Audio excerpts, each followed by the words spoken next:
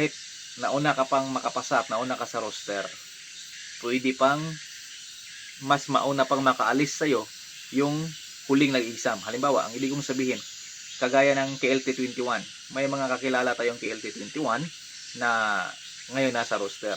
Tapos nagpa-exam, may KLT22 na dagdag. Yung KLT22 ay una pang makaalis kasi may na-hire na KLT22 ngayong seleksyon na to. At yung KLT21 wala pa. So, isa yun sa katotohanan, sa proseso dito sa South Korea. Kaya sa nagbabalak na mag-apply dito sa South Korea, pag-isipan nyo mabuti kung kaya nyo bang tiisin yung proseso, kaya nyo bang tanggapin kung ano yung proseso. Kasi pag hindi nyo alam yung proseso, baka kasi masaktan kayo along the way at ma-frustrate pa kayo, syempre gagastos kayo. Yung iba kasi may nakikita ako na nagsangla na, no? Mag-i-exam pa lang na pumasa, nagsasangla na ng tricycle, marami ng sinangla para lang makapag-apply.